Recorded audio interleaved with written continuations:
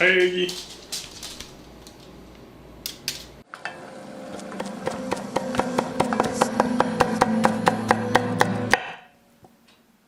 Hi, I'm Phil. Welcome to Pretty Good Cooking.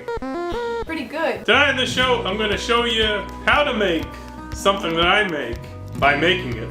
It's a sesame beef and Napa stir fry. Stir fries, I actually been making a lot recently. I kind of think that they're one of the best weeknight meals because you can basically pick 2 ingredients and base a meal around it. In this case, it's beef and cabbage. But you know, you could do beef and broccoli, chicken and broccoli, shrimp and broccoli, and other things with broccoli. We made something kind of similar to this, which was egg roll in a bowl. This is in the same vein of things, but we're gonna season it a little bit differently. And also, I just wanted to eat beef and cabbage, which is why we're filming it tonight. Tonight, the first step is to make a drink. I'm drinking out of quart mason jars these days. Why? Because it's big. And do I want to consume that much alcohol in a rapid period of time? No, I'm old now. I like things with a lot of ice now. So it's really just one drink watered down. You put your lime in there. Boop, boop, boop. Liquor cabinet. Let's put one shot in the quart drink. Woo-hoo. What a party. Kroger generic ginger beer. It slaps. It's so spicy it'll make you sneeze or cough. Usually I like to add a little limeade if I have it handy, but I don't. Not today, not this time. Thinking could use some more ice. Iggy saw me throw that little bit of ice on the ground and he just stared at the ground. He was like, I can't eat this. Top it off with some seltzer water. Yeah, boy. That's what we like to see. All right, and that will get you where you're going while also keeping you hydrated AF, which stands for as a friend.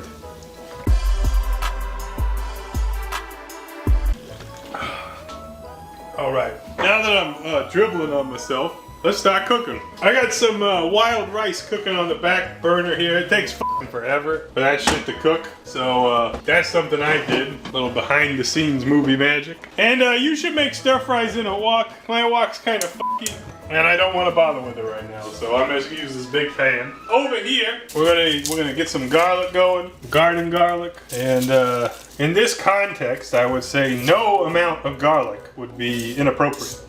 Except using no garlic.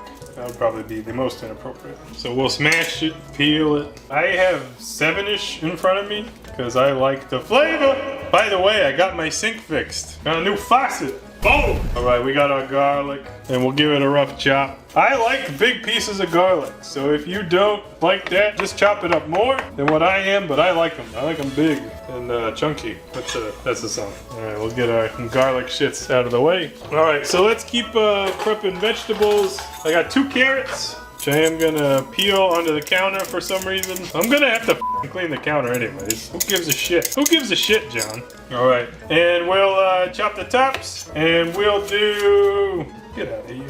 We'll do it on a bias, whatever the fuck. Some pieces of carrot. I think it's I have some, you know, European heritage, Germany, Ireland, etc. But just like the combination of cabbage and carrots and onions in any context with any seasoning, I'm like, yeah, let me eat that. All right, I've also got an onion. I have half an onion. I've used this onion for various things, including the pickled eggs, as well as a topping on some taco salad. But here, the last half will be used for today's stir fry. Red onion is not really ideal for stir fry, in my opinion. It just doesn't taste quite as good in a stir fry, but it's the one that I have going, and therefore we will compromise by using it. And if someone gives you shit about that, tell them don't waste. Don't waste. All right, next up, I've got some fresh mushrooms from Swainwright, which is an urban farm, and there's all kinds of weird mushrooms in here. Neat. So we will give those a rough chop. If your stems feel tough, then separate them. All right, big chunks of mushies. Not bad, not bad. And I have no f***ing room at all for this cabbage, so we'll deal with that last. That's fine. Some green onions. Let's go with 4, because I like them. Removing the roots, washing them with your brand new faucet. This recipe includes buying a new faucet. I'll make sure to include that in the recipe right up. So some big chopped scallions there. We'll save the rest to chop later as a topping. And I feel like that's enough prep for now. So we're letting our pan heat up a bit. So let's grab some ground beef that I thawed. Yes, that's right. It's thawed ground beef. Thawed by me. I thawed it. We'll get some oil heated up in the pan. This is vegetable oil. No longer in a shitty container. It's fresh and clean. Moving up in the world, boys. Okay, when you're making a stir fry that you don't think will fit into a pan of this size, something I like to do is have the stir fry bowl, which is literally a bowl where I dump things after I cook them. I love dumping things into a bowl. Pan's hot and shimmery, so we'll go ahead and dump our beef in there.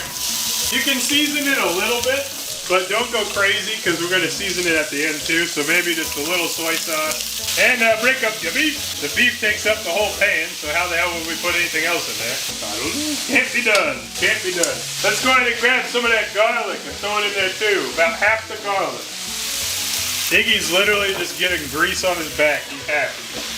The happy boy, cleaning that floor. More, he says. I'm never satisfied. If you want, and if you got it, which I don't actually know if I do, you got the little Chinese 5-spice. Oh, I picked it out of, I literally reached into the back of my cabinet and picked it right out. You can hit it with a little Chinese 5-spice if you like. Those spices are anise, also pronounced anus, fennel, cinnamon, cloves, and black pepper. And we'll toss it around in the pan, bada boom, bada bing, until we have browned this beef, which will only be another minute or so. I tell you what, that smells pretty good. What if we just ate this? What if we just stopped here? Okay. So just another quick minute and then we can move on. All right, looks good. There's a little bit of pink, but that's fine because we're gonna cook it again. So in your bowl of dumping, +2 bowl of dumping, dump the contents. In an ideal world, you'll save some of the grease from that, but if you don't, that's fine. Okay, next up, we'll add a little sesame oil and let this come back to heat. And then we will cook some of these vegetables, which take a little bit longer to cook than the cabbage. And also, I think when we cook the cabbage, there will be no room for anything but the cabbage. So that's popping, looks pretty good. So let's go ahead and throw in these vegetables. Now you can already imagine, if this was a wok, it would be a lot easier because we could probably fit everything in there. But that's okay. Not everyone has a wok. Some people have woks and they just don't take care of them. That's me. So we'll break up our veggies. Oh no. All right, so while that is cooking, we can work on our cabbage. We can also work on a sauce. A sauce. Okay, so in a jar or a device of your choosing, we'll add a little sesame oil. And the sesame oil is the primary flavor today, so we don't have to hold back on it. Have some minced ginger.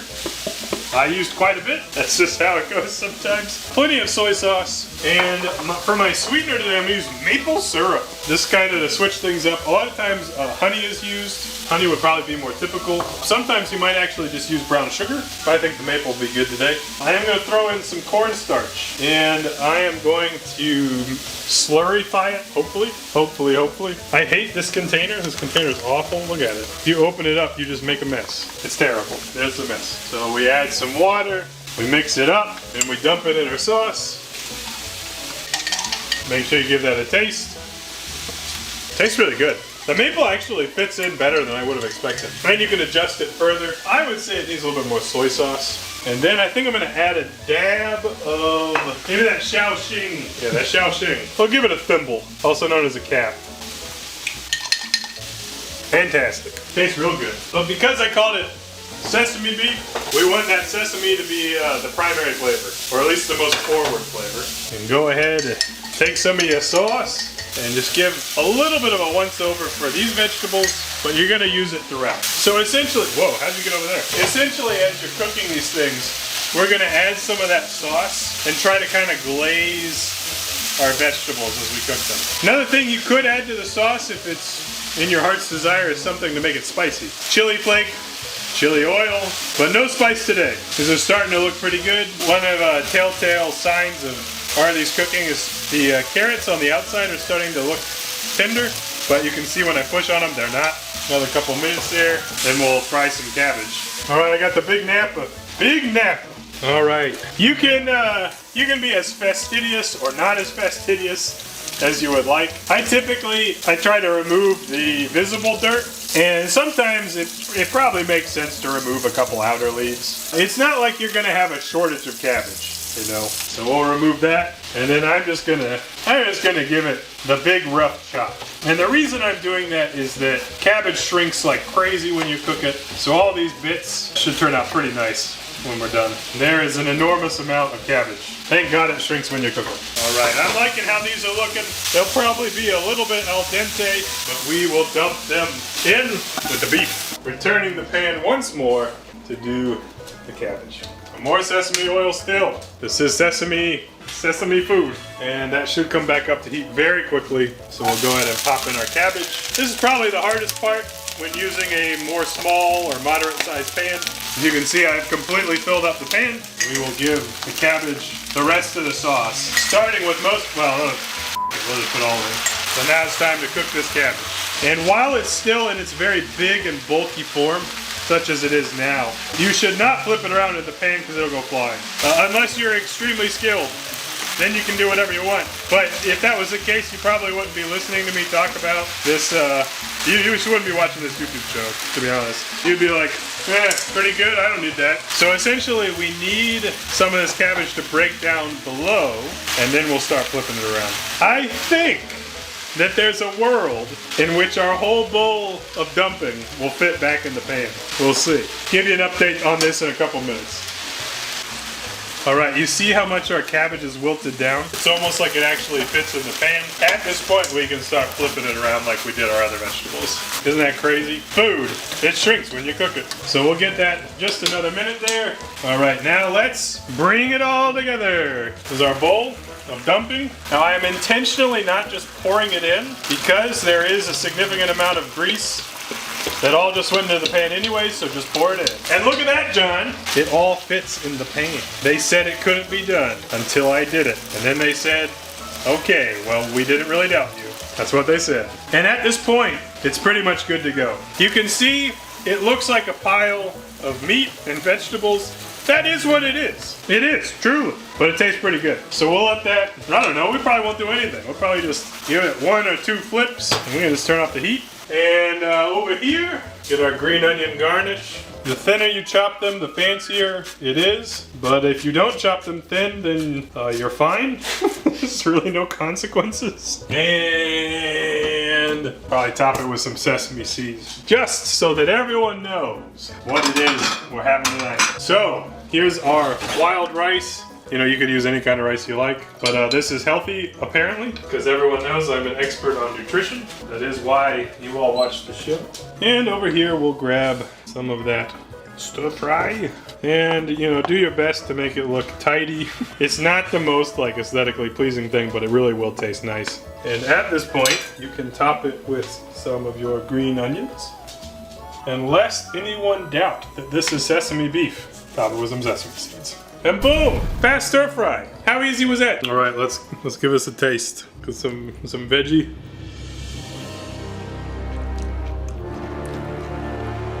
It's good and wholesome.